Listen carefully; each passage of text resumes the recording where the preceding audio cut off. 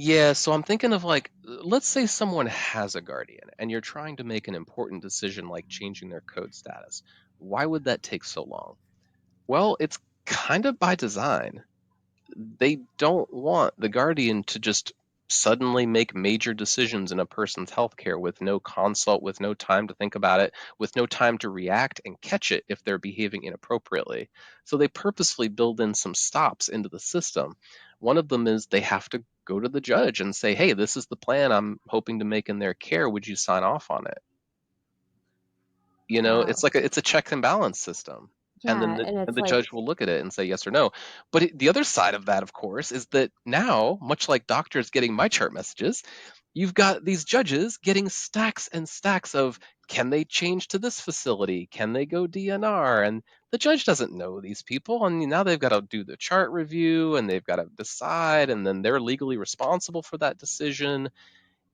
Yeah, it's a big deal. I think the final piece of it is the larger cultural piece. I mean, we are probably the most individualistic country on the planet, and we do not take away individual rights easily. And when they are taken away, we want to make darn sure that we're still giving them every right that they can, and we're trying to protect them as much as we can. So this idea of trusting other people to, in good faith, participate in your care is, in a way, not compatible with American values. We trust one person, and that's me. Other countries are often more comfortable with sharing tasks and shared decision making. And in this country, it's I say I'm driving, therefore I'm driving.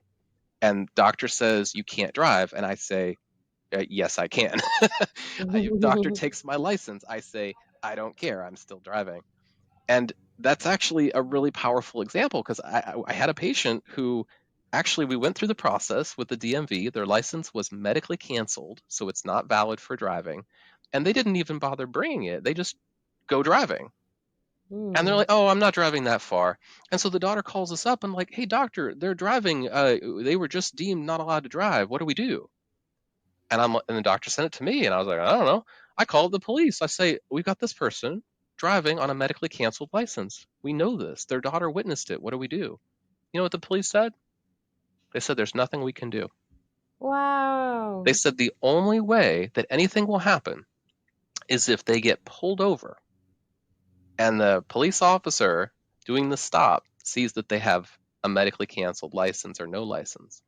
And then they would go through the same process as anyone else. They get points on their license, they might get a fine. That's it. And if it continues to happen, the fine escalates, it can eventually lead to jail time, but that's down the line. But this is how much we value individuality, Hmm. individual freedom.